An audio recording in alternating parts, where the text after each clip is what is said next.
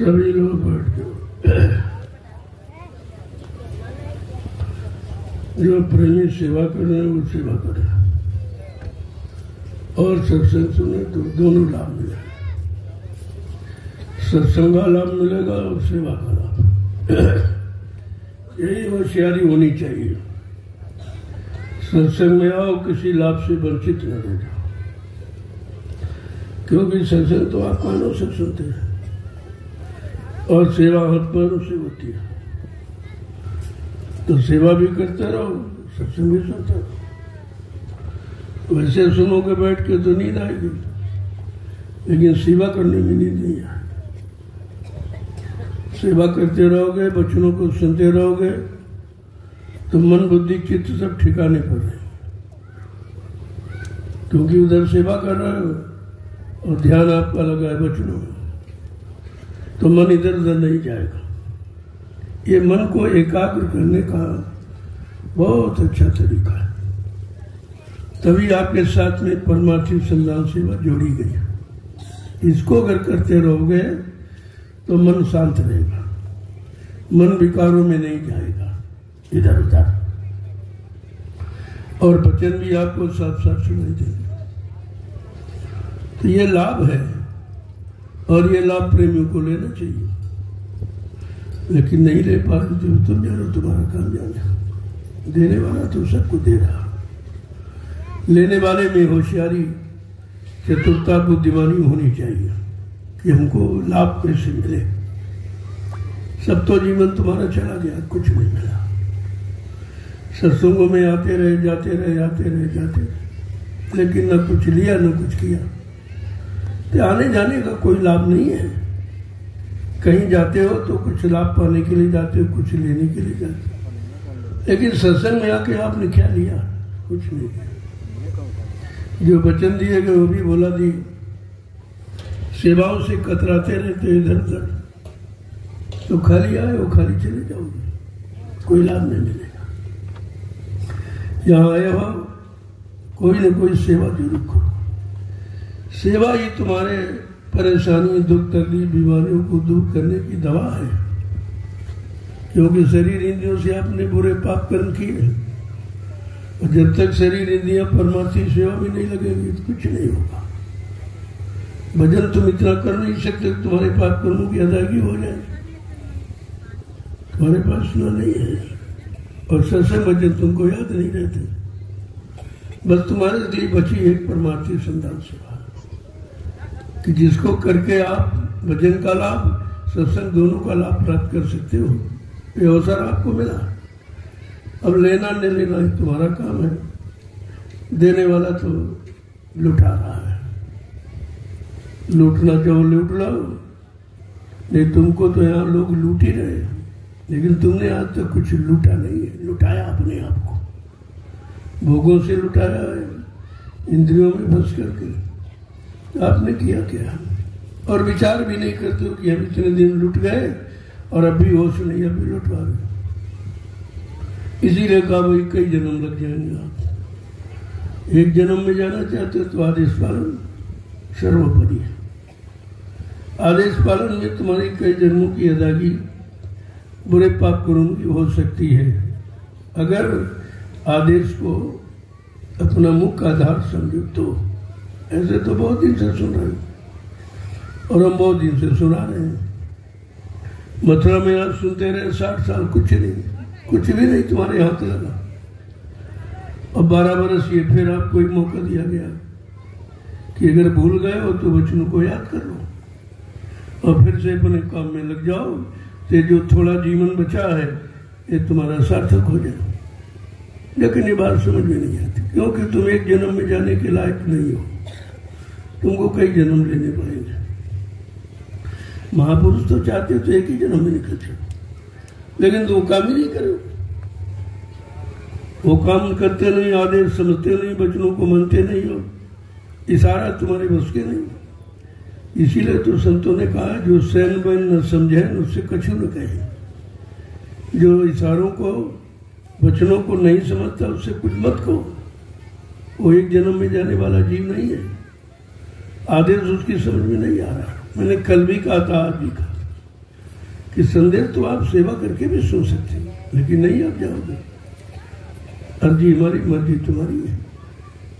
फिर एक जन्म में जाने का प्रश्न तुम्हारा हल नहीं होगा, अभी कई जन्म लेने को हो सकता, बीच में और भटक गए तो फिर पुनर्जन्म, फिर बार बार बार बार आना जाना। अगर आवागमन से छुटकारा चाहते हो, एक ही जन्म में पार होना चाहते हो, तो वचनों को सुनो। इशारों तुम्हारे अनुसार करने से कुछ नहीं होगा। जो बताए सतगुरु कहे करो तुम सोई, अब मन के कहे चलो मत कोई। इसी से तुम्हारा बिगाड़ है, और आज भी तुम मन के इशारे पर चल रहे हो। जो प्रेमी परमार्थी संधान सेवा कर रहे हैं, बराबर चलते रहो, तुमको तो डबल लाभ मिलेगा। तुम्हारा लाभ निश्चित निहित है, और हम भी तुम्हारे ही साथ हैं, बाकी किसी के साथ नहीं।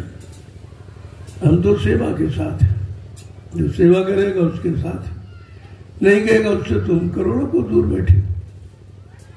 दृष्टि भी उन पर नहीं पड़ती, दया की दृष्टि उन्हीं पर पड़ती जो सेवा में लगे हुए, आदेश पालन में लगे हैं, वो दया पाने के अधिकारी हैं। बाकी आप आए हो, चले जाओ। ऐसे कितना समय निकल गया तुम्हारा। तो ये सत्संग का दूसरा दिन, सत्संग तो गुरु पूर्णिमा में होगा, अभी नहीं। अभी तो आपको फुटकर जानकारी दी जा रही, भाई क्या क्या आप में कमियां हैं, कमियों को दूर कर लो। अब कैसे तुम्हारी बनने की बात सोच लो। जो बिगड़ी है कई जन्मों की, एक जन्म में सुधर जाए, वही सब चीजें आप सुधार कर लो। उसके लिए मौका आपको दिया गया था। उसे जो आपने अपनी सेवाएं दी, उन्हीं सेवाओं से मैंने दयाल बाग को खरीदा था। कल की तारीख है 23 जून, ये दयाल बाग के उद्घाटन दिवस की तारीख।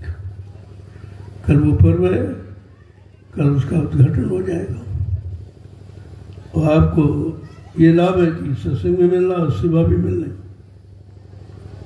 तो दिन में भी मैंने आपकी सेवा का प्रबंध किया है कि सुबह भी करो, जल्दी जो धूप न लगे उसके पहले करो, और दोपहर में जो करेंगे उनकी तपस्या जोड़ दी जाएगी। जो पसीना गिरा रहे हैं वो तपस्या भी उनके साथ में हो रही, क्योंकि ये तपोभूमि है। यहाँ तपस्या का लाभ अलग है। इसलिए जो धूप में, गर्मी में, बरसात में, सर्दी में जो सेवा में लगे, ये तपस्या कलयुग की। कलयुग में इतनी ही तपस्या बहुत है, तो आपका लाभ अलग है। और प्रेमी कर रहे हैं हमारे यहाँ झारखंड के प्रेमी, बहुत ही इतने ईमानदार, इतनी मेहनत कश हैं, जिनके लिए कुछ कार्य कम ही है। वो इधर उधर नहीं झाँकते टाकते। मैं दयाल बाग में रहता हूँ, लेकिन कभी दर्शन करने नहीं आते, अपनी सेवा में लगे रहते। जब शाम को हम जाएंगे, बुलाएंगे तब आएंगे, दिन भर सेवा में लगे। उन्होंने आवास तैयार कर दिया कि मैं अब कुछ दिन नई आवास प्रवास करना चाहता हूँ, क्योंकि हमारा संकल्प 2 वर्ष का भजन करने का है। तो भजन करूंगा, और आपसे कहते आप भी करो, हम भी करें, आप भी करें, तो मालिक की दया हो जाएगी। बगैर किए तो कुछ नहीं होगा। आप कहो कि ऐसे कोई दे दे, तो देने वाला भी देख के देगा कि तुम वस्तु के लायक हो कि नहीं हो, तुम्हारे में पात्रता है कि नहीं है। जब पात्रता देखी जाए तभी कोई वस्तु परोसी जाती है, ऐसे नहीं दी जाए। तो अभी आपका पात्र उस लायक बनाया जा रहा कि ये दया को रोक सकेगा कि नहीं रोक सकेगा, दया का लाभ ले सकेगा कि अहंकार आ जाएगा। तो अभी दिया कुछ नहीं गया, दिया जाएगा जब बर्तन तैयार कर लिया जाए। जब तक बर्तन नहीं, तब तक वस्तु परोसी नहीं जाएगी। इस बात का हमेशा ध्यान रखें। जय गुरुदेव, जय गुरुदेव, जय गुरुदेव, जय गुरुदेव। नाम किसका, जय गुरुदेव। नाम किसका? जय गुरुदेव नाम किसका? प्रभु का प्यारा नाम। किसी के नाम को अगर अधूरा बोलो तो नाराज हो जाता और कहता हमारा अपमान कर रहे, इसलिए आपको अधूरा नहीं, जय गुरुदेव नाम प्रभु का ये बोलना, ये कहना है। और यही माला में आपको जपना है। जब पूरा नाम लोगे तो वो खुश होता है कि कोई हमको याद कर रहा है सम्मान के साथ, तो अपनी दया आपको दे देगा। अधूरा नाम लेने से नाराज हो जाता है कि मतलब ये अपमान कर रहा है, ये महिमा गौरव गरिमा को नहीं जानता है, ये मर्यादाओं को भूल गया है। तो पहले समझो बोलना क्या है, जय गुरुदेव नाम प्रभु का। नहीं लोग पूछेंगे भाई जय गुरुदेव नाम क्या समझ के आप ले रहे हैं, क्योंकि यहाँ तो तमाम गुरु है, सभी अपने गुरु को गुरु कहते हैं, गुरुजी कहते हैं, गुरुवर गुरुदेव जी कहते हैं, जय गुरु जी, जय गुरुदेव जी सभी कहते हैं। लेकिन तुम्हारा इशारा ही नहीं है, तुम्हारा इशारा है कि जय गुरुदेव नाम प्रभु का। मैं प्रभु को इस नाम से संबोधित कर रहा हूं, मैं प्रभु को इस नाम से पुकार रहा हूं और फरियाद प्रार्थना कर रहा हूं कि प्रभु हमें हम सब पर दया करो। तभी आपको कह रहा कि प्रभु का ये जय गुरुदेव नाम क्या करेगा, सब आपको बताया जाता है। बीमारियों से दूर करेगा, परेशानियों से दूर करेगा, तकलीफों से दूर करेगा, लड़ाई झगड़ों से अलग करेगा, दुर्घटनाओं से रक्षा करेगा, काल मौत से बचाएगा। बाकी ये इस तरह का की जानकारी किसी नाम में नहीं है, न किसी ने दी है, न हरि नाम ने दी, न सीताराम ने दी, न राधेश्याम ने दी, न और कोई शक्तियों ने ये वादा नहीं किया। ये वादा के जय गुरुदेव नाम प्रभु का वादा है, इसलिए प्रभु का नाम है जय गुरुदेव और किसी का नहीं। और खाली जय गुरुदेव को पता नहीं किसको बुला रहा है, तमाम गुरुदेव है, यहाँ तो अनंतों गुरुदेव बन गए। लेकिन तुम्हारा जय गुरुदेव प्रभु, प्रभु ही जय गुरुदेव है या जय गुरुदेव ही प्रभु है। पहले समझ लो, तब काम जल्दी हो जाएगा। उलझ जाओगे तो कुछ नहीं। जब बोलो जय गुरुदेव नाम प्रभु का, पूरा बोला, जब पूरा बोलोगे तो पूरा लाभ मिलेगा आपको। अधूरा बोलोगे तो नाराज हो जाएगा, तो लाभ से आप वंचित रह जाओगे। जब भी कहो जय गुरुदेव नाम प्रभु का, पूरा इस तरह आपको संबोधन में कहना। तो ये समय मिला है, इसमें कुछ कर लो। सुना तो आप बहुत दिनों से, अब मैं सुनने सुनाने की बात नहीं करता हूं, अब हम करने कराने की बात करते हैं। इतने दिन आपने सुना, किया नहीं था। अरे सुना जाता करने के लिए और सुनाया जाता करवाने के लिए, दोनों चीजें। जो सुनाता है वो करवाने के लिए कि भाई करो, कुछ करो तब तो सुनो। सुनना ठीक है, अगर करना नहीं तो सुनना सुनाना दोनों बेकार। श्रोता और वक्ता दोनों व्यर्थ हैं जब तक कर्ता नहीं होगा। जब कर्ता मिलेगा, करने वाला, तब सुनाने वाला भी ठीक सुना रहा, सुनने वाले ने भी ठीक सुना कि अपना करने लगा। और करने के लिए सुना जाता, लेकिन तुमने सुन किया कुछ नहीं, सुना या उधर भाषण करने लगे, उधर प्रवचन देने लगे। ये क्या है, तुम्हारे पास है क्या? क्या देने के लिए, क्या इकट्ठा किया जो दे रहे हैं? यही सबसे बड़ी अज्ञानता, आपकी सबसे बड़ी भूल है। इसलिए आपने किया नहीं और इधर उधर भाषणबाजी करने लगे। तो कितने पहले 87 में एक आदेश हुआ था कि हमारे यहाँ कोई वक्ता प्रवक्ता नहीं रहेगा, कोई अध्यक्ष मंत्री नहीं बनेगा, ये सांसारिक है और तुम अध्यात्म में आए हो। अध्यात्म में कोई पद नहीं होता, अध्यात्म केवल शिष्य होता है, मुरीद होता है, फॉलोअर होता है, भक्त होता है, ये केवल होता है। बाकी अध्यक्ष प्रदेश मंत्री ये कुछ नहीं होता। तो आपको पहले कह दिए भाई मेरे ना कोई अध्यक्ष बनेगा, न कोई मंत्री बनेगा, सब लोग सेवादार बनो, भजनानंदी बनो, परिवर्तन सेवादारों से, भजनानंदियों से होगा, अध्यक्ष मंत्रियों से, वक्ताओं से, नेताओं से अब इस देश का सुधार नहीं होगा।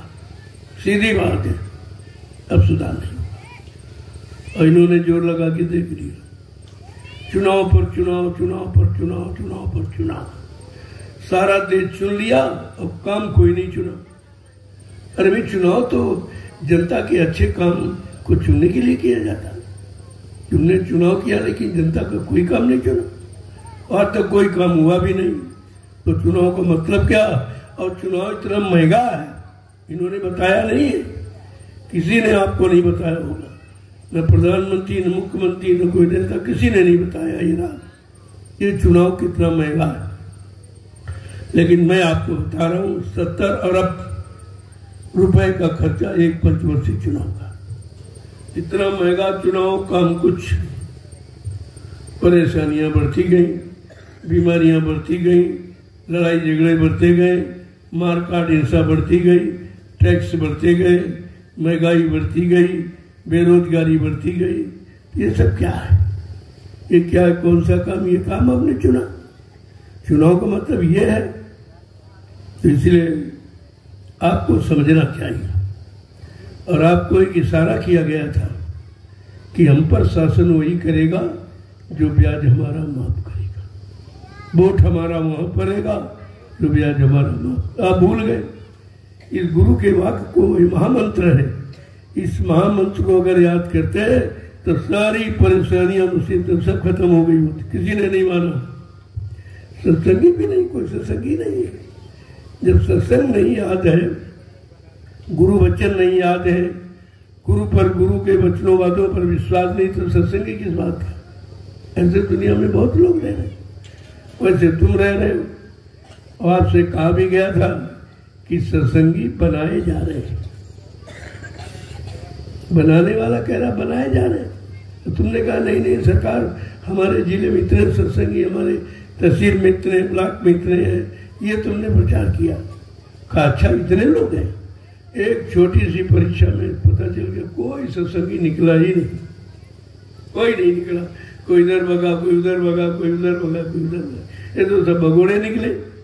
रहने वाला तो कोई निकला, गुरु का प्रेमी कोई नहीं निकला, गुरु के दरबार में टिकने वाला, रहने वाला कोई निकला ही नहीं। तो आपको तो सोचना चाहिए कि भीड़ से कोई काम होता नहीं। भीड़ का निर्णय हमेशा झूठा होता है, इसलिए मैं भीड़ में कोई निर्णय नहीं ले रहा हूँ। हाँ, आपको संदेश तो दिया है, मैंने क्या, वो तो पहले भी आपको दिया गया था। मैंने तो उसी संदेश को दोहराया है जो आप भूल गए। गुरु के वचनों को, गुरु के वादे को, गुरु के संकल्प और प्रतिज्ञाओं को जो आप भूल गए हो, मैंने 28 मई 2012 से, यानी 12 वर्ष लगातार मैंने वो यही चीजें आपको याद कराई। मैंने और कुछ भी नहीं कहा, हमें कुछ कहना नहीं था, हमें तो याद कराना था। याद कराया, आपने याद किया कि नहीं को तुम जानो। जब मैंने देखा किसी में अंदर कोई परिवर्तन नहीं है, कोई सुधार नहीं है, कोई मानवता नहीं है, कोई गंभीरता नहीं है, कोई मर्यादा नहीं है, तो हमने कहा अरे बंद करो, उसको बंद करो, समय खराब मत करो। तो मैंने 2 वर्ष के लिए विराम ले लिया कि 2 वर्ष देखूंगा जो 12 वर्ष मैंने आपको संदेश दिया, सुनाया, आप पर कितना असर हुआ उसका, आप में कितना बदलाव हुआ, आप में गंदी आदतें छूटी नहीं छूटी, बुरे कर्मों से आप अलग हो पाए कि नहीं हो पाए, और तुम्हारे साथ कितना प्रयास किया जाता किसी तरह बुराइयों से दूर। बुराई से दूर करने के लिए आपके साथ सब कुछ किया जाता है। कैसे बचोगे, कैसे बचोगे, काम से कैसे बचोगे, क्रोध से कैसे बचोगे, लोभ से कैसे बचोगे, मोह से कैसे बचोगे, अहंकार से कैसे बचोगे, ईर्ष्या राग द्वेष से कैसे बचोगे, ये सब करके आपके साथ किया। देख लो, लेकिन करके भी आप कुछ नहीं समझ पा रहे, तो मजबूरन बंद करना पड़ा। मैंने नहीं बंद किया, आपने मजबूर कर दिया ना। आपने मथुरा में 10 जुलाई 1952 से और 2012 तक सुनाया, वो भी आपकी समझ में नहीं आया। और चलो कहा एक बार मालिक की दया हुई कि ये बेचारे कमजोर हैं, बुद्धिहीन है, याददाश्त कमजोर है, भोगी विलासी है, चलो एक बार इनको फिर याद दिला दो। फिर 12 वर्ष आपको याद दिलाई गई, लेकिन मतलब कुछ नहीं निकला। जब घर के लोग न माने, घर के लोग विरोध पर आके खड़े हो जाए, तब बुद्धिमानी ये है कि तुरंत बंद कर देना चाहिए। जब विभीषण ने देखा कि हमारी सच्ची अच्छी बात का असर मेरे विद्वान भाई पर नहीं है, तो उसने घर बार छोड़ दिया था। ये प्रमाण है इतिहास का। महात्मा विदुर ने बहुत समझाया, लेकिन कोई मानने के तैयार नहीं हुआ, तो उसने भी त्याग पत्र दे दिया था। ये ऐतिहासिक प्रमाण है आपके। लेकिन आज तक किसी ने त्याग पत्र दिया है? इतना मंत्रिमंडल बनाया, किसी मंत्री ने अपने राजा को, अपने मतलब प्रधानमंत्री मुख्यमंत्री को कोई अच्छी नेक भली सलाह दी है? कुछ नहीं, हाँ में हाँ में हाँ, अच्छा कहे तो ठीक, बुरा कहे तो ये सब है अपने राजा को गिराने वाली, अपने राजा का पतन करने वाली, अपने राजा को पाप में डुबाने वाले और इनको 4 खान 84 लाख नरकों की योनियों में पहुंचाने वाले हैं। ये सही हो। लेकिन महात्मा बराबर राजा प्रजा दोनों को बुराइयों से बचाने के लिए समय से कोई न कोई संदेश जरूर देते। 12 वर्ष मैंने सब कुछ सुना। कोई प्रधानमंत्री मुख्यमंत्री नहीं कह सकता, क्योंकि मैं परमिशन लेता हूँ।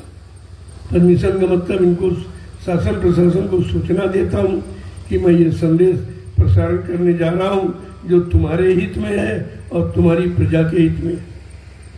लेकिन नहीं, न राजा ने सुना न प्रजा ने सुना। जब ये स्थिति आती है तो आप समझ लो विनाश निश्चित, कोई नहीं रोक सकता। लेकिन महात्मा तो अपने फर्ज अदा करते रहते, वो बराबर संदेश देते रहते, इशारा करते रहते, किसी तरह से बच जाए बच जाए बच जाए। लेकिन जब आप सुनोगे नहीं और विचार नहीं करोगे, मानोगे नहीं, जीवन में उतारोगे नहीं, अब कार्य रूप में परिणित नहीं करोगे, तब तो विनाश निश्चित हो जाएगा। अब इस विनाश को कोई रोक नहीं सकता। बड़ा प्रयास महात्माओं ने किया। ये जो टाला गया है, ये महात्माओं की दया से टला। 80 में सब कुछ खत्म हो जाता, कुछ नहीं बचता।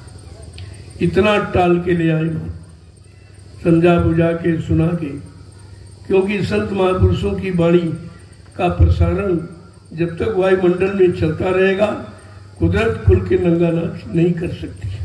ये उनकी वाणी वचनों का प्रभाव है। लेकिन जब लोग मानने के लिए तैयार नहीं हो और उल्टी सीधी बात करें, तो यानी वो विराम ले लेते हैं और कहते वो चार्ज कुदरत को देते कि भाई तुम अब करो, हमारी अच्छी सच्ची बात इनकी समझ में नहीं आएगी, तुम अपने तरीके से समझाओ।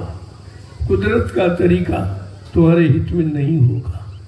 कुदरत तो विनाश करेगी, मारकाट करा देगी, खून खराबा करा देगी, सफाया हो जाएगा, गांव के गांव खाली हो जाएंगे, शहर कस्बे खाली हो जाएंगे, कोई रहने वाला नहीं रहेगा। और घर मकानों को करोगे क्या तुम? आज जो अज्ञानता भूल भ्रम में 1-1 इंच जमीन पे झगड़ा करते हो, तुम्हें नहीं मालूम कि भविष्य में ये कुछ नहीं बचने वाला, सब खत्म होने वाला, सब ये खाली पड़े रहेगा, कोई रहने वाला दिखाई नहीं। वो समय आ रहा, और वो समय तुम्हारे कर्मों के अनुसार आ रहा। किसी ने दिया नहीं है और तुमने संत महापुरुषों के वचन वाणी की अवहेलना की है, निरादर किया है, उनकी मर्यादा पर आपने ठोकर मारी है, तो उन्होंने अपना विराम ले लिया। और अब तुम जानो कुदरत जाने क्या होता है, सब कुछ समझ में आ जाएगा। तुम तो कुछ भी नहीं हो। इतिहास प्रमाण दे रहा है कि हिरण्याकशिप कितना बलवान राजा था, लेकिन अच्छी सच्ची नेक बात, धर्म की, सत्य की बात, भक्ति की बात जब उसकी समझ में नहीं आई, उसका विनाश हो गया। कुदरत ने विनाश कर दिया। यही बात विद्वान ब्राह्मण रावण, ऐसा तो कोई विद्वान हुआ ही नहीं, भूते न भविष्य थे। लेकिन अच्छी सच्ची बात समय की, और समय का जगाया नाम जो ऋषि मुनियों ने राम नाम जगाया था न उसको माना, न उनकी अच्छी सच्ची बात मानी, लिहाजा विनाश हो गया। ये विनाश कब होता है सब इतिहास बता रहा। मैं इतिहास की ही जानकारी आपको दे रहा हूं। और ऐसे द्वापर में जब भगवान कृष्ण ने बहुत समझाया, यदुवंशियों को समझाया कि भाई मैं तुम्हारी जात बिरादरी में आया हूं, चलो जात बिरादरी के नाते ही मेरी बात मान लो। तो यदुवंशी क्या कहते रहे, जा जात का ग्वाला, गाय चराने वाला, मक्खन का चोर, तेरी बात मान लूंगा। बहुत अमर्यादित कटु शब्दों का प्रयोग करके कृष्ण को अपमानित कर दिया। बेचारे मजबूर लाचार हो गए। 18 दिन का एक छोटा सा नाटक लीला किया, सब सभाया 56 करोड़ साफ हो गए, एक झटके में चले गए। तो कुदरत के लिए ये मसाला एक झटके खाई। अब तुम कुदरत के प्रकोप को भी जानते नहीं हो, लेकिन इतिहास तो बता रहा हूं। इतिहास से जानकारी ले लो कि कुदरत का फैसला कितना खराब होता है, कितना विनाशकारी होता, कितना खून खराबा वाला होता। तो इतिहास वर्तमान की मजबूती के लिए लिखा गया कि वर्तमान के लोग पिछले युग के इतिहास को पढ़कर अपना वर्तमान सुधार लें, संभाल लें, तो तुम्हारा बच जाएगा। लेकिन तुमने इतिहास का भी उपहास किया है, उसको भी तिलांजलि दे दी। कहने का मतलब आपने किसी बात नहीं मानी। न मानने का परिणाम विनाशी होता है, वो विनाशी होता है और वो निश्चित है, कोई रोक नहीं सकता। और बहुत जल्दी ये होने के लिए तैयार करा है, क्योंकि महात्माओं ने विराम ले लिया। उनकी बात किसी ने मानी सुनी नहीं। उन्होंने कहा ये सब बंद करो, ये कुदरत की मार से मानने वाले हैं, ये इतिहास को भी याद नहीं कर रहे, इतिहास की भी नहीं मान रहे, तो हमारी कहां से मानी। लिहाजा उन्होंने विराम ले लिया। अब तो ये कुदरत फैसला लेगी, कुदरत का फैसला तुम्हारे हित में नहीं होगा। सीधी मोटी बात सुन लीजिए, वो आपके हित में नहीं होगा। इसीलिए आपको मौका दिया जाए। मैं परमार्थी सेवा पर क्यों जोर दे रहा हूं, तुम्हारे हिस्से में केवल यही बचे, और तो तुम कुछ कर ही नहीं सकते। न भजन तुम्हारे बस का, न साधना तुम्हारे बस की, न त्याग संयम तुम्हारे बस का, और न ही सत्संग वचन याद रख सकते, इतनी याददाश्त तुम्हारी अच्छी नहीं। लेकिन परमार्थी सेवा करके आप अपने आप को बचा सकते हो। अभी एक अवसर मौका आपके साथ में लगा हुआ, लेकिन ये भी नहीं सुनोगे मानोगे, तो फिर बचने की कोई उम्मीद नहीं, फिर कुछ नहीं। ये आखिरी सीख अस्त्र है आपके बचाव का, परमार्थी सेवा, जिसको कोई नहीं जानता। हिंदुस्तान के विश्व में जितने मिशन हैं, चाहे धार्मिक हो चाहे राजनीतिक हो, ये कोई नहीं जानता कि परमार्थ का मतलब क्या है, परमार्थी सेवा क्या है, ये किसी को मालूम ही नहीं। और पिछले युग में तो थी ही नहीं, जो आपको जानकारी मिल जाती या कोई लिखा पढ़ी में आ जाती। जब थी नहीं तो लिखता कौन, जब किसी ने कराई नहीं तो दर्ज कौन करता। आज मौका है कलयुग में। कलयुग में संतों ने दया फरमाई कि कलयुग का जीव कमजोर तो है, लेकिन अगर वचनों को मान ले और महापुरुषों पर विश्वास कर ले तो बहुत सरल हो जाएगी। उन्होंने लिखे भी बताया है, कलयुग के जीवो तुम चिंता मत करो, कलयुग सम नहीं आन जो नर कर विश्वास। कलयुग के समान जीवात्मा के कल्याण का कोई अच्छा युग नहीं है, लेकिन अगर संत महापुरुषों के वचन वाणी पर आपको विश्वास है, उनके आदेश सुगम मानने के लिए आप तत्पर तैयार हो जाओ तो आपके लिए सरल है। लेकिन नहीं, वो आपकी समझ में नहीं आएगा, क्योंकि तुम्हारा संस्कार इतना प्रबल नहीं है, इतने पुण्य कर्म का कमाई तुम्हारे पास है नहीं जो तुम इतनी जल्दी समझ लो। समझाने वाला तो कहता है, तुम सुनते रहते हो, निकाल देते हो। अगर परमार्थ की बात समझ में आ जाती तो यहाँ नहीं बैठते, वो सेवा में होते उधर, क्योंकि दया उधर है। जहाँ आदेश पालन हो रहा वहीं दया, यहाँ कुछ नहीं। यहाँ तो केवल आवाज आपको दी जाए, दया उधर है। जहाँ काम हो रहा है, प्रेमी काम कर रहे हैं, वहीं दया है, वही संभाल है, वही रक्षा है, वही हिफाजत है, वही कल्याण है। इधर उधर कुछ नहीं। इस मैदान में कुछ नहीं है।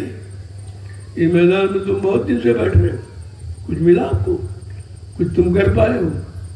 या जो सेवा से वंचित कहीं बैठा हो वो भी खाली है, उसके भी हाथ कुछ नहीं लगेगा। पछताना आपको पड़ेगा, लेकिन पछताने से कुछ होगा नहीं। पछताया हिरण्यकशिपु, पछताया रावण, पछताया कंस, लेकिन क्या पछताने से क्या? फिर पछताया बहुत का जब चिड़िया चुन गई थी, यानी समय समय निकल गया। सारा जीवन इंद्रिय भोगो, ये चिड़िया है, ये इंद्रिय भोग चिड़िया जो चुन लिया, सारे शरीर को समय निकल गया। फिर पछताने, रोने, आंसू बहाने से कुछ होने वाला नहीं है। ये आंसू बहाने का समय नहीं है, ये कर्म करने का समय। ये कर्म भूमि है, यहाँ कर्म में उतरो, वो भी आध्यात्मिक कर्म में। भौतिक कर्म में सबने उतारा, भौतिक लाभ दिया। राम ने उतारा तो राजपाट मिला, कृष्ण ने उतारा, उन्होंने राजपाट मान सम्मान दिया। लेकिन आज जो जिस कर्म भूमि में आपको उतारा जा रहा है वो आत्मा के उद्धार कल्याण की बात है, जो किसी युग में नहीं है। इसलिए आज की कर्म भूमि अलग है। तो कर्म भूमि ऋषि मुनियों की है। 88,000 ऋषियों ने तपस्या किया, लेकिन काम उनका नहीं हुआ, क्यों? केवल इन शरीरों से किया उन्होंने, और शरीर से आत्मा का उद्धार होता नहीं। शारीरिक कर्मों से आत्मा का कल्याण होता नहीं है।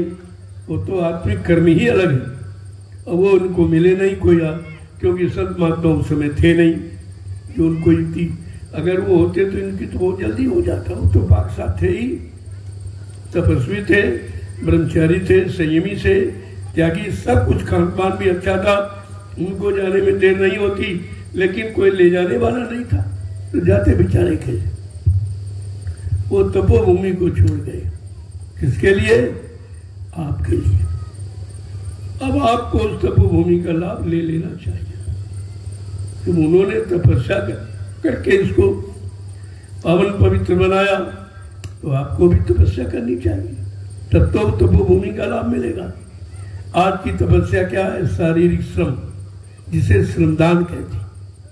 इसके अलावा और कोई आप तपस्या नहीं कर सकते, तुम्हारे बस की नहीं है। और ये भी नहीं करते हो, ये भी नहीं कर रहे हो, तो कोई लाभ किसी तरह का आपके हिस्से में है नहीं और न मिलेगा। ऐसे आते रहो, जाते रहो, आते रहो, जाते, ये कभी खत्म नहीं होगा। जो चेत जाएगा, जाग जाएगा, समय से अपना काम बना लेगा, वो समय का बुद्धिमान व्यक्ति कहलाएगा। वो निकल जाएंगे, बाकी सब यही रहेगा। काल की नगरी खाली नहीं, क्योंकि तुम काल के शरण में हो, काल के कहने पर हो, काल के वचनों को मानने वाले हो, काल की पूजा करने वाले हो। तुम अभी दयाल को समझते ही कहाँ हो? दयाल को समझने के लिए दयाल के परमार्थी वचनों को सुनना पड़ेगा। उसके अनुसार आपको सत्संग, सेवा और भजन, जो 3 रास्ते हैं कलयुग में, उन पर आपको चलना होगा, तब तो इस कलयुग का लाभ आपको मिलेगा, अन्यथा नहीं मिलेगा। जय गुरुदेव, जय गुरुदेव, जय गुरुदेव, जय गुरुदेव। देखो, ये समय बड़ा बलवान होता। मनुष्य बली नहीं होते हैं, समय होते बलवान। भिल्लन लूटी गोपिका वही अर्जुन नहीं। ये इशारा पहले का। इसलिए समय से चेतना जागना और समय से अपना काम बना लेना, ये बुद्धिमान व्यक्ति के लक्षण है, पहचान है। वो बुद्धिमान है। ये लूटने वाला नहीं, ये घूस रिश्वत पर लेने देने वाले नहीं बुद्धिमान। ये तो पापों का बोझा बढ़ा रहे हैं, पहले का लादे बैठे और बढ़ा रहे हैं। ये बुद्धिमान नहीं। न राजा, न प्रजा, न अधिकारी, न कर्मचारी, कोई बुद्धिमान नहीं। बुद्धिमान वो है जिसने अपनी सद्बुद्धि से सत्कर्म कर ले, सद्विचार पैदा कर ले, सच्चा खान पान अपना ले और सत्कर्म करके अपनी जीवात्मा का उद्धार कर ले। उसके लिए बचा। ये तो कोई कर ही नहीं रहा। तो आप कैसे बच पाओगे? अब अपने बचने की बात सोचो कि तुम कैसे बच पाओ, क्योंकि सम्राट मालिक ने तो वादा किया है कि मैं अपने जीवों को बचाऊंगा, लेकिन बचा करके पार करूंगा ये वादा नहीं है। पार जब करेंगे जब मेरे वचनों को मानेगा, मेरे वचनों के अनुसार अपने जीवन को निकालेगा, और सुबह शाम आत्मा के घाट पर, इसी मनुष्य मंदिर में आत्मा के घाट पर बैठकर परमात्मा समय के परमात्मा प्रभु के नाम की कमाई करेगा, वो पार हो जाएगा। वो पार जाएंगे, बाकी नहीं कोई जाएगा। तो विषय बड़ा गंभीर है, लेकिन अगर मान लो तो कुछ गंभीरता नहीं, बहुत सरल है। न मानने पर तो बहुत गंभीर है, और मान गए तो बहुत सरल है, क्योंकि आपको कुछ करना नहीं है, केवल महापुरुषों के वचनों को मानना, उनके आदेश हुक्म का पालन करना, उनके वचनों के अनुसार अपने जीवन को निकालना, और सुबह शाम इसी मनुष्य मंदिर में आत्मा के घाट पर दोनों आंखों के मध्य भाग में यहाँ पर बैठ करके आपको आत्मा को जगाना और अपने घर की तैयारी करना, ये है साधना कलयुग। और कलयुग की कोई शारीरिक साधना, शरीर तो नाशवान, शरीर जड़ है, शरीर काल का है, लिहाजा शरीर से तो काल का काम होगा, और काल का काम हम आप करते ही हो। दयाल का काम तो आत्मा से होता है। अगर आत्मा से भजन करोगे तो आप दयाल का काम कर रहे हो, दयाल से मजदूरी पाओगे। अगर मन बुद्धि चित्त इंद्रियों से शरीर से करते हो तो फिर काल की गुलामी आप करते हो, तो काल का सामान आपको मिल जाएगा। पहले भी फंसे हो और ज्यादा सामान राजपाट धन दौलत मिल गया तो बिल्कुल नहीं निकल पाए, कभी नहीं निकल पाओ। इसलिए कहा कि साईं उतना दीजिए जब में कुटुंब समाए, मैं भी भूखा न रहूं और साधु न भूखा जाए। इसके अलावा आपके अंदर कोई कामना इच्छा होनी ही नहीं चाहिए कि दरवाजे कोई अभ्यागत कोई साधु आ जाए तो निराश होकर न लौटे। आपकी कमाई का कुछ हिस्सा उनको मिले, या उनको आप दो, दान वहां करो जो तुम्हारे दान से परमार्थ का काम करे। जो तुम्हारा अन्न खा के भजन करे तो अन्न का लाभ आपको मिलेगा, और रोटी खा के केवल भोगों में फंसा और गलत ढंग से सारे बुरे कर्म पाप कर्म कर रहा तो उसका खामियाजा आपको भी भोगना पड़ेगा, क्योंकि तुम्हारे अन्न से उसमें ताकत आई और उस ताकत से उसने बुरे पाप कर्म किए, लिहाजा आप भी उस पाप के भागीदार बन जाओगे। इसलिए कहा कलयुग में दान देना तो आँख खोल के देना। ये हमारा दान लग कहाँ रहा, कहीं अच्छी जगह लग रहा कि नहीं लग रहा। और ऐसे तुम ऐसे लाखों रुपए फेंक दो तो उसका परिणाम गलत होगा। अगर वो गलत जगह लगा है तो उस पूंजी का भोग आपको भोगना पड़ेगा। लिहाजा इसीलिए कहा कि देने को अन्नदान, लेने को सत्यनाम, तरने को दीनता, डूबने को अभिमान, ये 4 सूत्री कार्यक्रम कलयुग है। इसके अनुसार हमें आपको कलयुग में अपने कर्म करने चाहिए। हर युग में अलग अलग व्यवस्था है, एक ही नहीं है, क्योंकि हर युग का नाम अलग है, हर युग की उम्र अलग है, इसलिए हर युग की साधना अलग है, एक ही चीज नहीं है। अब तुम पुराने युग की साधना करें तो तुम्हारे बस का है कुछ नहीं है। तो देखते नहीं लोग कहते हैं कि पूजा भी कहते हैं, शराब भी पी रहे। ये पुराने युग की साधना है। पुराने युग की साधना को बदनाम कलंकित कर रहे हैं। इसका भी भोगना पड़ेगा कि पूजा करके शराब पीना, बुरे कर्म करना, पाप कर्म करना, हिंसा हत्या करना, ये पूजा का उद्देश्य नहीं है। पुण्य के भाव, सेवा के भाव, दया के भाव, प्रेम के भाव जब तुम्हारे अंदर पैदा हो जाए वहीं से तुम्हारी पूजा प्रारंभ हो जाती है। पूजा का मतलब ये है, ये जड़ वस्तुएं पूजा नहीं है कि छापा तिलक जनेऊ चंदन बंदन फूल बत्ती अगरबत्ती, है क्या है? ये कोई पूजा है? ये पूजा की सामग्री नहीं है, ये जड़ सामग्री है। इसलिए जड़ पर आप चढ़ाते हो, पत्थर पर कागज कैलेंडर पर, ये तो जड़ है, तो जड़ का सामान जड़ को आप वापिस कर रहे हो। लेकिन आप तो कोई सत्य पूजा, कोई आत्मिक पूजा, कोई सच्ची पूजा, कोई आत्मा के कल्याण उद्धार की पूजा, कोई परमात्मा की प्राप्ति की पूजा तो आप करते नहीं, क्योंकि वो रास्ता आपके पास है नहीं, और दिया गया तो आप भूल गए, वो केवल भजन का रास्ता। भगवान शंकर से पार्वती ने पूछा कि महाराज सच्ची पूजा क्या है, जो आपकी पूजा करने क्या सच्ची? कहते नहीं पार्वती।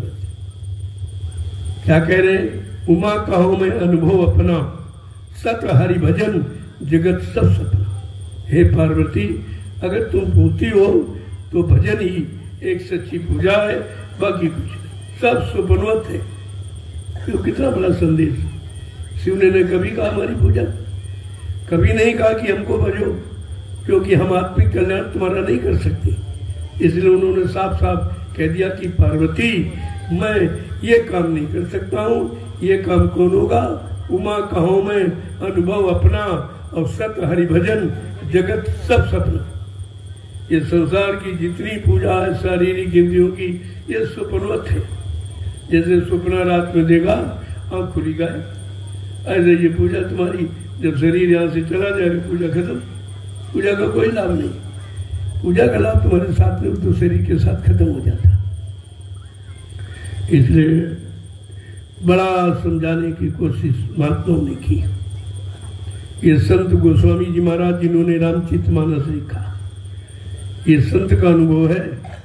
किसी ज्ञानी या अक्षर ज्ञानी, कोई वक्ता प्रवक्ता का ये ज्ञान नहीं है। उन्होंने साधना करके जो पाया वो जीवों के लिए लिख के रख दिया कि कलयुग का जीव कमजोर है, मैंने तो मेहनत से पा लिया, चलो इनको सरलता से मिल जाए, तो आपके लिए उन्होंने लिख के रख दिया। अब रामचरितमानस का अर्थ ही कोई नहीं जानता। अब तो वो गाना बजाना हो गया। अब वो आमतौर से वायुमंडल में प्रसारण करना हो गया। जो अपने चरित्र में उतारने की चीज, अपने आत्मा के कल्याण की चीज, वो लाउड स्पीकर लगा के बखान करते, सब उल्टा हो रहा। जब तक कोई बताने वाला जिसने किया हो, वो संत महापुरुष जब मिलेंगे तब आपको साधना का लाभ मिलेगा। ऐसे रामचरितमानस कागज समझकर, अक्षर समझकर पढ़ लिया, रट लिया, याद कर लिया, लोगों को सुना दिया, उससे तुम्हारा कोई काम न होगा, न तुम अपना कर सकते हो, न लोगों का कर सकते हो। वो तो करने वाला हो, क्योंकि उन्होंने गोस्वामी महाराज ने ये भी भ्रम दूर करने के लिए उनको उत्तरकांड लिखना पड़ा कि मेरे सारे रामचरितमानस के कांडों का जो उत्तर है, ये सब प्रश्न है इनमें, और उत्तर है उत्तरकांड में। अगर मेरा उत्तरकांड पढ़ लोगे तो सारे प्रश्नों का आपको उत्तर मिल जाएगा, तुम्हारी सारी समस्याओं का समाधान निकल आएगा। वो तो कोई पढ़ता नहीं, उसके बारे में कोई जानकारी है। उन्होंने ये भी कहा कि भाई मैंने ये परमात्मा की प्राप्ति कैसे की, मैं सारे लोगों को पार करके कैसे सतलोक गया। तो उन्होंने पूरा लिखा कि मुदित नयन त्रसित भयऊ पुन चितवत कौशल। मुदित नयन यानी जब मैं ये शरीर की दो आंखों को बंद करता हूँ, बड़ी शांति मिलती, क्योंकि यहाँ खुली तभी क्रांति है, कभी भ्रांति है, तभी ये शांति में आप फंसे पड़े हो। अगर इनको बंद करना सीख जाओ और दिव्य नेत्र जो तीसरी आंख है उससे देखना शुरू करो, तो क्रांति भ्रांति शांति सब समाप्त हो जाएगी। उनको लिखना पड़ा कि ऐसे तो नहीं जान पाएगा, चलो लिख दो कि मैंने शांति कैसे पाई। उन्होंने साफ साफ बयान किया कि मुदित नयन त्रसित भयऊ और पुन चितवत कौशलपुर। जैसे मैंने इन आंखों को बंद किया और आत्मा की तीसरी आंख से देखना शुरू किया, तो मैं कौशलाधीश का दर्शन कर रहा हूँ। वो कौशलाधीश वहां है, यहाँ नहीं है। यहाँ तो पत्थर कागज का तुमने बना रखा, ये कल्पना है, काल्पनिक। वहां श्री बैठे तो साफ साफ कह रहे यहाँ नहीं है, वहां है। कब मिलेगा? जब इन आंखों को बंद करना सीख जाओगे और दिव्य तीसरी आंख को खोलना संत महापुरुषों से युक्ति लेकर जब जान जाओगे, तब ये तुम्हारा भी काम हो जाए। कितना साफ साफ। जब कहा मैंने आंखों को बंद किया और जैसे जैसे आगे बढ़ता हूं हर स्थान की जानकारी उन्होंने दी। पहले उधर बढ़ा तो कहला पहले स्थान पर जो 5 नामों में पहला प्रथम नाम जो आपका दिया है वो निरंजन भगवान का, और निरंजन भगवान के हुक्म से ये राम आए थे।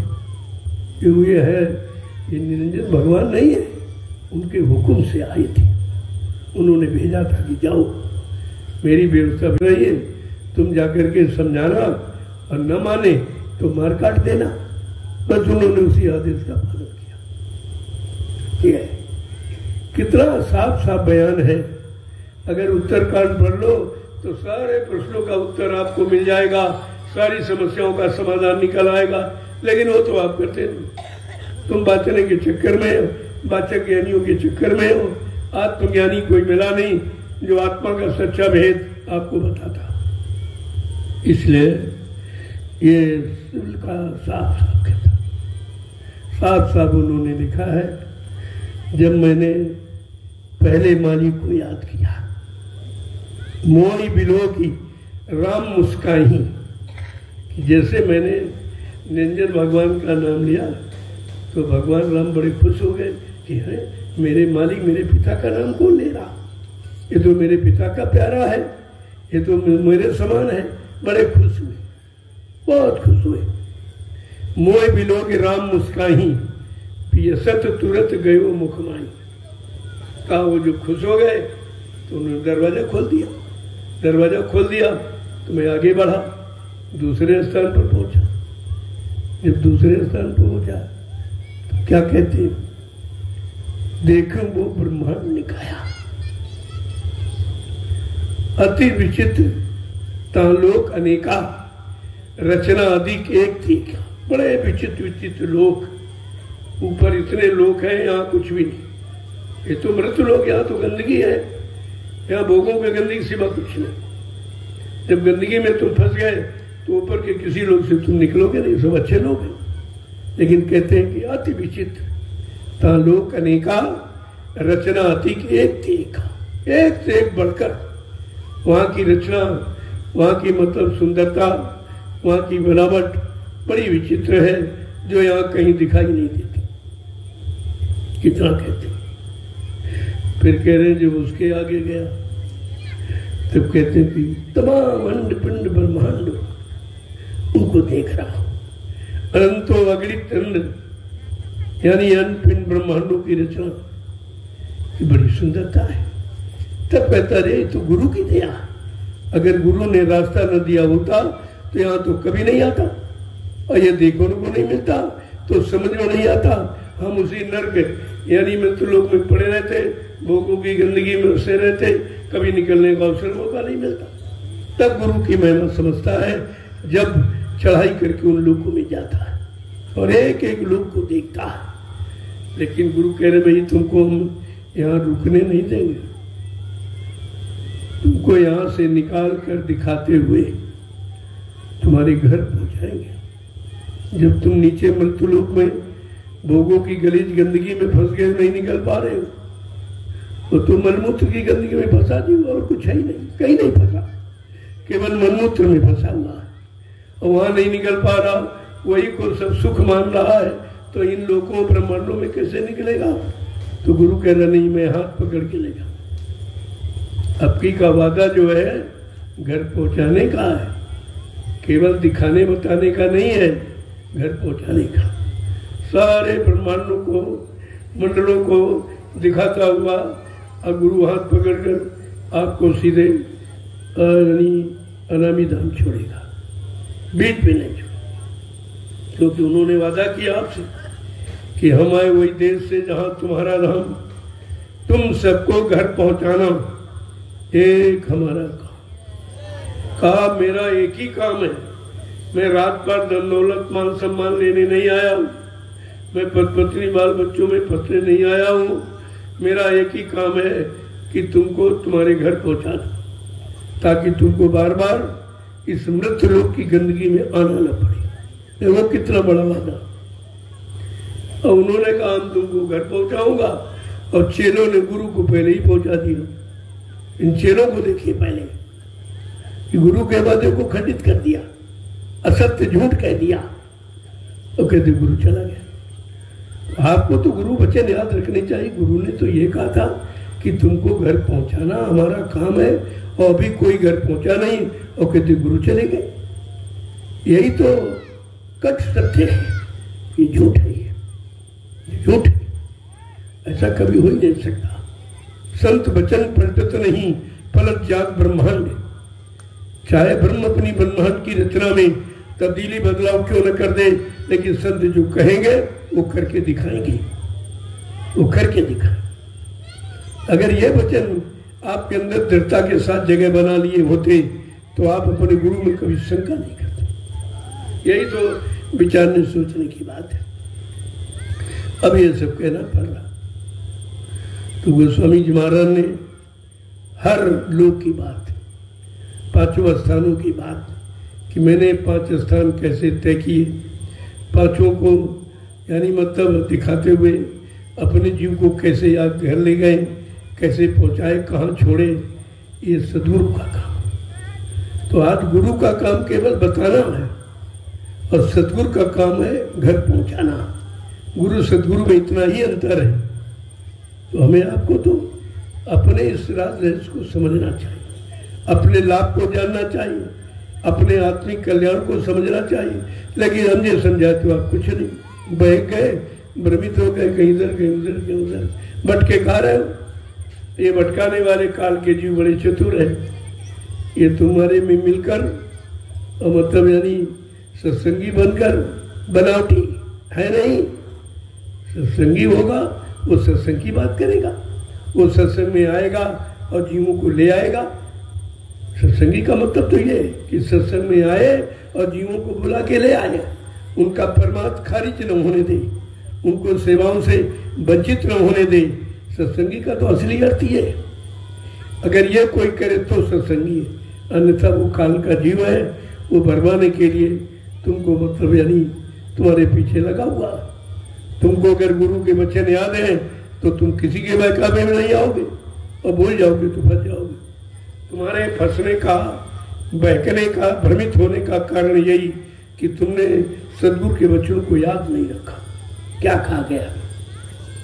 अब यहाँ तो वही वचन तो याद कराए जाते। मैं कोई भाषण स्पीड प्रवचन नहीं करता हूँ, मैं तो सदगुरु के उन वचनों को आपके सामने रखता हूँ जो आपको 60 साल मथुरा में सुनाए गया।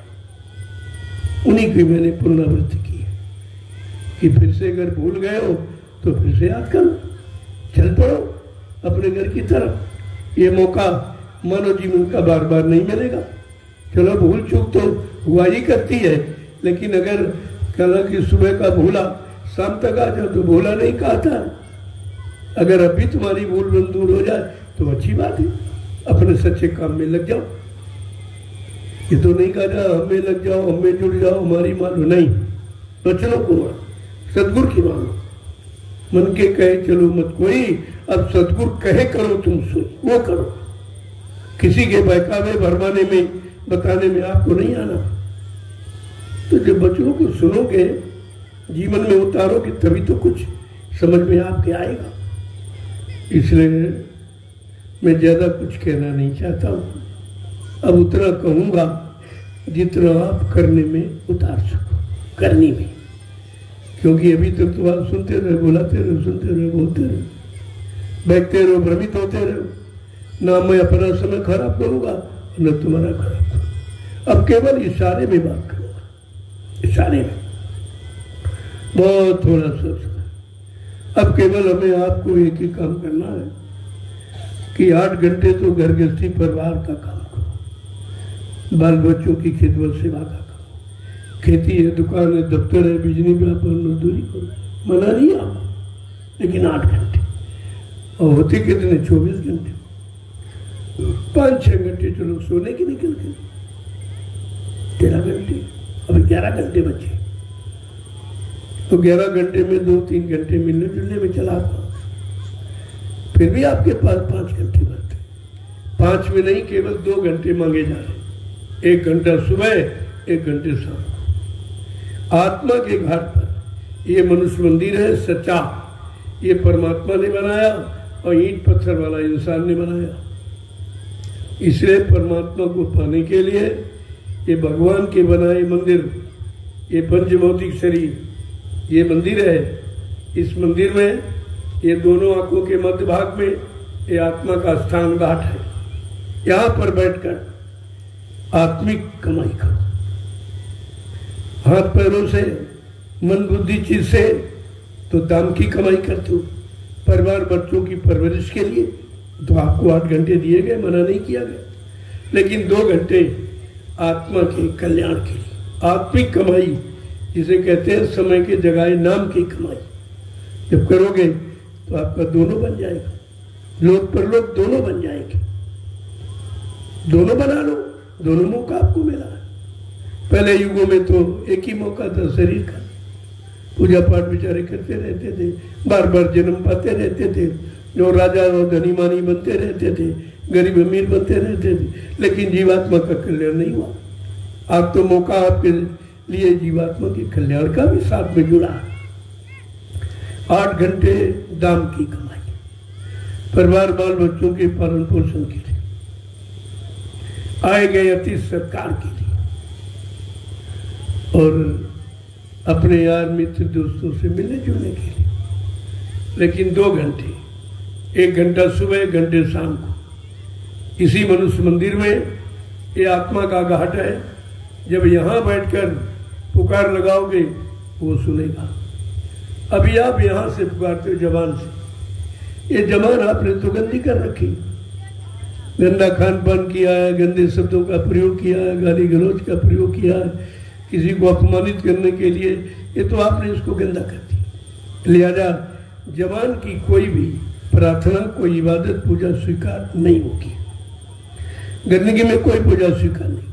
इसलिए कलयुग में व्यवस्था बदल गई कि आत्मा से परमात्मा की पुकार करो, आत्मा से समय के प्रभु नाम की पुकार करो, प्रभु को बुलाओ, हे प्रभु अब हमारी मदद करो, अब हमारी जीवात्मा का कल्याण कर दो, अब हमको घर पहुंचा दीजिए, हमें सद्बुद्धि सद्ज्ञान दे दीजिए, ताकि हम अच्छे कर्म करके इस आत्मिक पूजा को सुचारू रूप से कर सकें।